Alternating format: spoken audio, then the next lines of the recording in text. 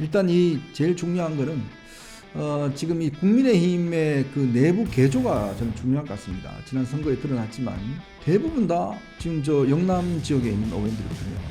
그럼 영남 정당이 아니라 수도권 정당을 만들기 위한 여러 가지 어떤 조치들이 필요하겠죠. 그런 것이고, 두 번째로는 대통령과의 관계를 재정립해야 될 것 같습니다. 그동안 보면 너무 용산 위주로 간다, 대통령 중심으로 간다, 이런 지역이 있었기 때문에 대통령과의 어떤 관계를 어떻게 확보하느냐, 이 문제가 있을 것 같고, 세 번째는 지금 이 김기현 대표의 거취 문제, 과연 김기현 체제로 총선을 칠 수 있겠느냐에 대한 이제 지금 답변을 저는 혁신이가 내놔야 될 것이다 라는 생각이 듭니다. 네, 시청자 여러분 반갑습니다. 문화일보의 이현종 논설위원입니다. 1991년 문화일보가 창간이 돼서 올해 11월 1일이면 32주년을 맞습니다. 문화일보가 창간되면서 그동안 저희들이 주로 활자 매체에만 많이 집중을 해왔습니다. 근데 요즘 여러분들은 이제 활자보다는 주로 영상이나 이런 거를 또 많이 익숙하신 분들이 계시겠죠. 그래서 저희가 이 32주년을 맞이해서 새로운 도전을 좀 해볼까 합니다. 제가 처음으로 오늘부터 이 유튜브를 이제 영상을 만들어서 여러분께 직접 다가가려고 합니다. 시작은 아직 미미하고 저희가 부족한 점은 많습니다. 일주일에 저희가 한 2차례 정도 여러분들에게 일단 뉴스 해설의 어떤 프로그램을 내보내드리고요. 또 다양한 여러 가지 부동산 관련된 프로그램도 여러분을 찾아가겠습니다. 물론 앞으로 더욱더 발전할 것입니다. 또 여러분의 요구에 맞게끔 저희도 많은 변화를 하겠습니다. 여러분께서 꼭 저희 구독, 좋아요, 알림을 눌러주시면 저희에게 큰 힘이 될 것 같습니다.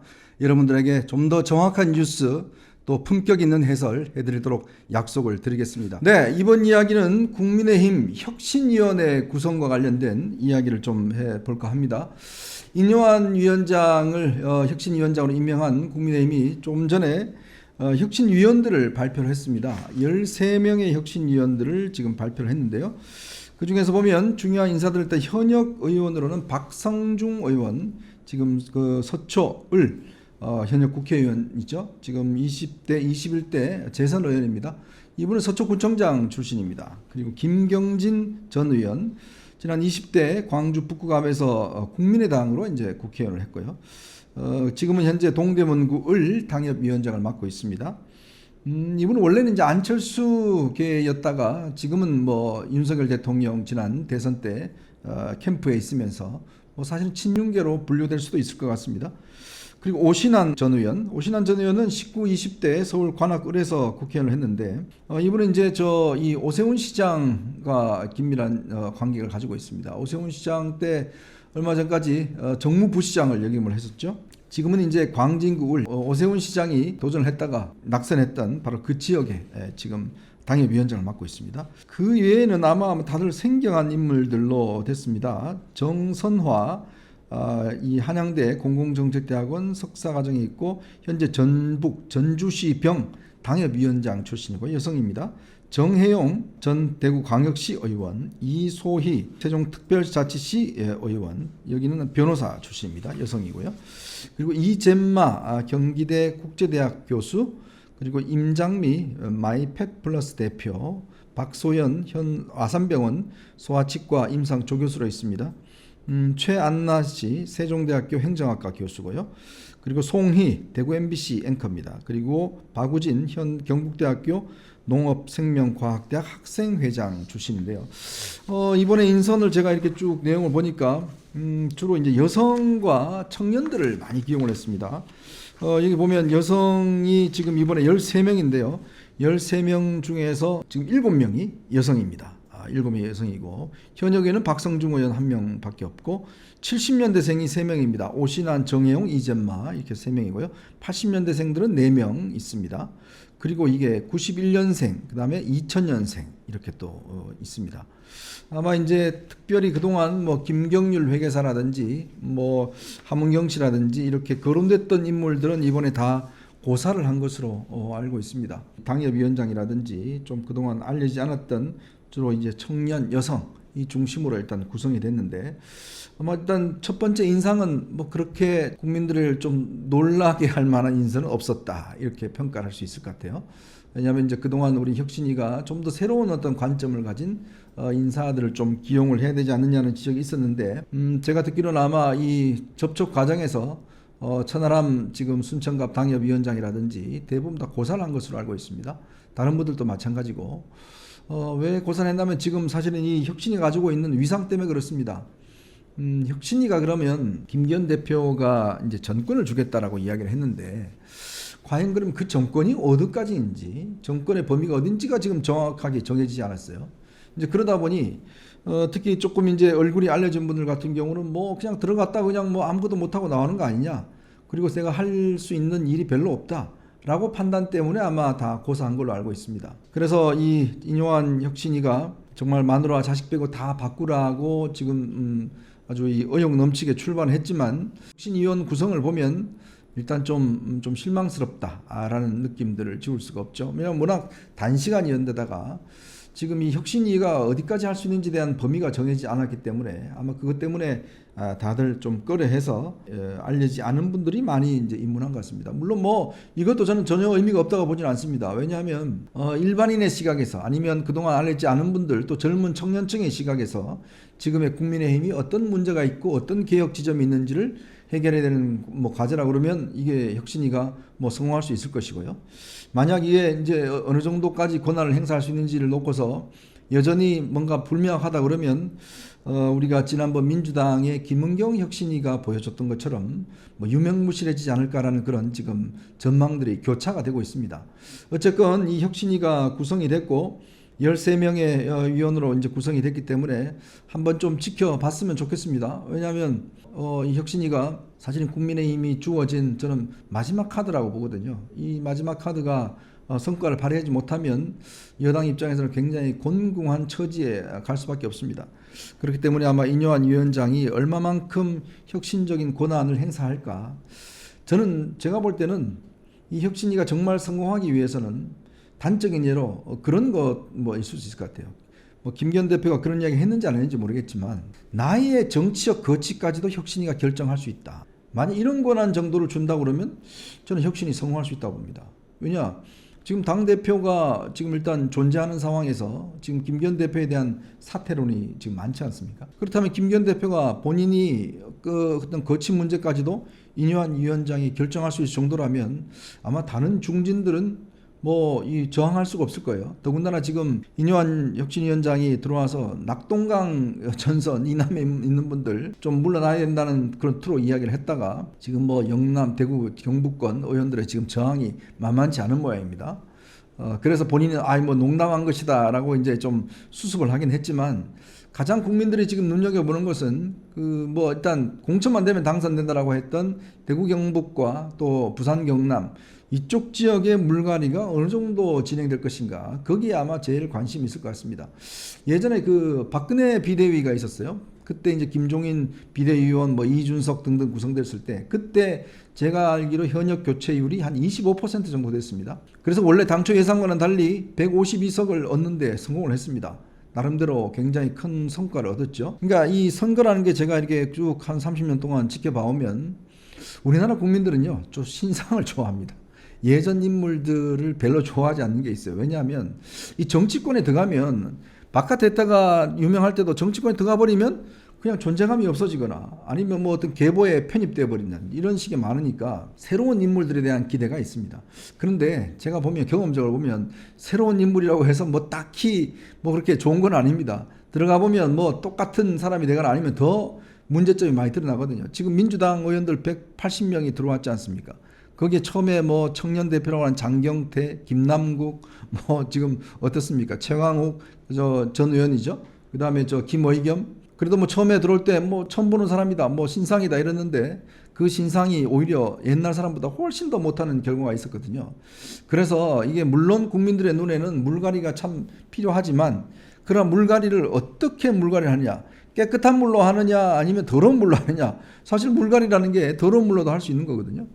그런 면에서 이제 인재를 골라내는 눈이 사실은 저는 굉장히 중요할 것 같아요. 그래서 지금 현재 인재영입위원회하고 공천관리위원회를 지금 별도로 구성해서 하기 때문에 이게 자칫하면 혁신위원회의 권한과 역할과 좀 충돌할 가능성이 있어요. 그런 면에서 아마 저는 이뇨한 위원장이 확실하게 그 불태전의 각오로 임해야 된다. 여기서 본인이 예를 들어서 영남 의원들이 뭐 저항한다고 양보하고 없던 이야기다 뭐 등등 이래버리면 이번 혁신이 정말 기대가 별로 안 해도 될 것 같습니다. 그렇지만 뭔가 본인이 결의를 가지고 이 문제를 풀어나간다면 나름대로 성과는 있을 것 같아요. 특히 지금 이제 비윤계라고 하고 있는 이준석을 비롯해서 천하용인, 얘가 지금 뭐 탈당 이야기, 신당, 창당 이야기가 꽤 나오지 않습니까? 그저께인가요? 신인규 전 부대변인도 이제 탈당을 했고, 이준석 전 대표도 신당, 창당에 대한 뭐 가능성을 언급했습니다. 뭐 전혀 고려하지 않는 건 아니다라고 이야기를 하는데, 글쎄요, 제가 볼 때는 이 신당 창당이 과연 성공할까?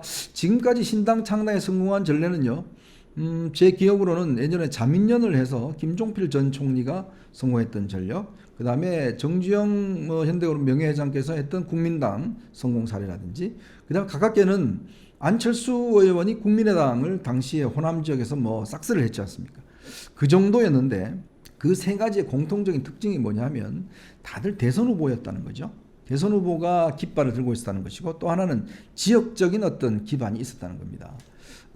특히 이제 안철수 의원은 당시 호남 지역, 그 다음에 이제 자민련 같은 경우는 충청 지역, 여기에 이제 지역적 기반을 뒀기 때문에 나름대로 성공할 수 있었지만, 지금 뭐 신당이라고 하는 이제 하고자 하는 그 이준석 뭐 이런 사람들 보면 지역적 기반이 아니라 세대적 기반인데, 이 세대적 기반도 사실은 뭐 20, 30대 남성 일부 뭐 그 정도의 지지 기반을 갖고 있기 때문에, 근데 우리가 뭐 선거라는 거는 20대 지지만 받아서 되는 게 아니라 30대, 40대, 50대, 60대 다 골고루 지지를 받아야 그게 정당으로 성립을 하거든요. 그런 면에서 이런 전략 자체가 과연 그냥 보통 뭐 일반적으로 여론조사에서 조금 뭐 잘 나온다라고 해서 역선택이 많거든요. 왜냐하면 지금 나오는 이준석 신당에 대한 그 호감도를 보면 대부분 민주당에 있는 분들이 찍습니다. 왜냐? 분열되는 게 좋거든요. 그러니까 그거는 올바른 여론조사라고 볼 수가 없습니다. 지금 17% 정도 나오는 거는 저는 허수라고 봐요. 그리고 오늘 참 의미 있는 제가 분석 하나가 봤는데, 유인태 전 국회 사무총장이 있습니다. 이분은 뭐 지금 민주당의 원로고 꽤 오랫동안 정치했기 때문에 나름대로 정치의 판을 잘 읽는 분으로 아주 정평이 나 있는 분이죠. 특히 최근에 민주당에 대한 아주 쓴소리를 많이 하고 있는 분인데, 이분이 그런 이야기를 했어요. 이 신당 성공하기 어렵다. 오히려 이 신당이 국민의힘보다는 민주당에 상당히 피해를 줄 수 있다. 아주 색다른 평가를 했는데, 그 이야기를 제가 찬찬히 들어보니까 지난 15대 총선 때라고 합니다. 그때 꼬마민주당이라고 있었습니다. 꼬마민주당이 이제 이기택 그때 총재를 중심으로 해서 꼬마민주당이 DJ부터 떨어져 나와서 꼬마민주당이 생겨났고요. 그 다음에 이제 그때 민자당이 있었습니다. 민자당, 그 다음에 이제 그 김대중 대통령의 새천년 민주당, 그 다음에 꼬마민주당 이렇게 있었어요. 근데 꼬마민주당이 만약에 후보가 나오면 이분들을 생각하기에는 이때 DJ 표를 갉아먹을 것이다. 이렇게 상정을 했는데, 실제로 득표한 걸 보니까 그게 아니었다는 거죠. 오히려 이분들이 나와서 보니까 실제 민자당이 표하고 잡아먹었다는 거예요. 왜냐하면 당시에 꼬마민주당 후보가 표를 많이 얻은 데는 보니까 새정치국민회의, 여기가 국회의원이 됐다는 겁니다. 그러니까 국민회의의 표를 갉아먹어야 되는데 그게 아니라 반대로 민자당 표를 갉아먹어버린 거예요. 그리고 또 표를 못 얻으면 민자당이 당선돼 버린다는 거죠. 그러니까 이런 현상은 뭐냐면 이 중도표거든요. 이 중간지대에 있는 중도표가 사실은 조금의 어떤 친진보적인 성향을 갖고 있다는 거예요. 그래서 오히려 이런 꼬마 민주당이 나오면 기존에 있던 민주당 이쪽에 있던 분들이 지지를 한다는 거거든요. 그런 결과를 당시에도 나타나게 됐다. 그러니까 민주당이 표를 갉아먹는 게 보면 민자당 이쪽에 갔을 수 있는 분들의 어떤 표를 갉아먹지 자기 표를 진보표를 갉아먹지 않는다는 거예요. 그러니까 지금 이준석 대표를 중심으로 하는 신당이 나와봤자 국민의힘 표를 갉아먹기보다는 오히려 민주당 표를 갉아먹을 수 있다는 거죠. 민주당에서 좀 실망한 분들이 되레 사실은 이제 이준석이나 이쪽에 어떤 표를 갉아먹을 수 있다. 그래서 국민의힘은 지금 걱정하는 게 만약 이런 신당이 생기면 보수표가 분열되지 않을까라는 그런 걱정하는데, 그것보다는 오히려 민주당이 더 걱정해야 된다. 이런 독특한 평가를 했는데, 실질적으로 보면 당시 선거 결과를 보면 그런 현상이 나타나고 있습니다. 자, 그렇기 때문에 이 이준석 등등의 신당이 성공할 가능성 저는 별로 없다고 봅니다. 그렇기 때문에 아마 나가기는 어려울 것이고, 근데 만약에 현재 선거법, 지금 이제 21대 선거법이 이제 지금 준연동형 비례대표제인데요. 이게 이제 지금 비례정당을 만드는 걸 허용을 하고 있습니다. 비례정당이 지난번에 보면 더불어시민당이라든지 그다음에 뭐 이렇게 당시에 또 이쪽 미래통합당에도 뭐 이 당이 생겨서 나중에 다 합해버렸지만, 그러니까 지역구를 내는 정당에서는 비례정당을 못하게 되어 있었거든요. 그러다 보니까 비례정당이 따로 만들어졌었는데, 당시에 열린민주당이 3석을 확보를 했습니다. 그러니까 열린민주당이 그 당시에 최강욱, 뭐 그때 이제 김진애라든지 뭐 이런 사람들이 당선됐었는데, 이제 그런 가능성은 있죠. 만약에 이 선거법 협상이 잘 되지 않으면 비례정당을 만들어서 할 수 있는 가능성. 두 번째는 지금 이준석 전 대표가 지금 대구 쪽을 기웃거린다고 그래요. 본인의 원래 뭐 할아버지라든 이런 분들이 칠곡에 살았고 아버지 고향이 이제 대구입니다. 유승민 전 대표의 친구죠. 그렇다 보니 이제 서울의 노원을에서는 당선되기가 굉장히 어렵다. 왜냐하면 거기 3번을 떨어졌거든요. 그리고 노원이라는 지역이 이렇게 녹록지가 않습니다. 그리고 이준석 전 대표의 어떤 지지라는 게 세대 간에 확실하게 구분이 돼요. 이제 그렇다 보니 특히 여성층의 반발이 심하죠. 반대표가 많죠. 그러니까 이걸로는 되게 어렵다. 그래서 이제 대구 쪽에 가서 하는 거 아니냐.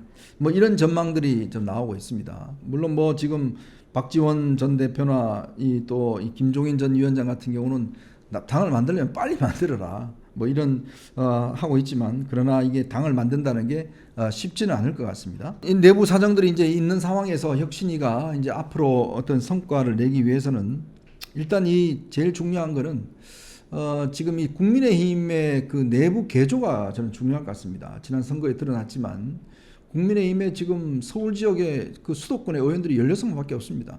대부분 다 지금 저 영남 지역에 있는 의원들이거든요. 그러면 영남 정당이 아니라 수도권 정당을 만들기 위한 여러 가지 어떤 조치들이 필요하겠죠.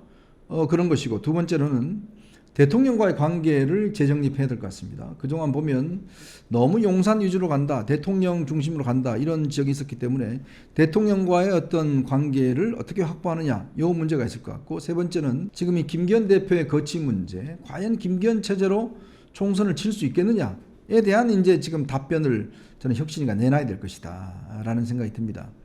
뭐 이런 정도의 지금 안들을 지금 인요한 혁신위가 내오고 이런 것들이 이제 된다 그러면 되겠지만 저항이 만만치 않을 겁니다. 왜냐하면 지금 뭐 국회의원들 같은 경우에 뭐 다들 나름대로 한 가닥씩 한다는 분들이거든요. 지역에서. 또 이게 그 밑에 또 국회의원들을 뒷받침하고 있는 그 뭐 구의원들, 시의원들이 꽤 많기 때문에 이 집단 반발할 경우에 간단치 않을 겁니다.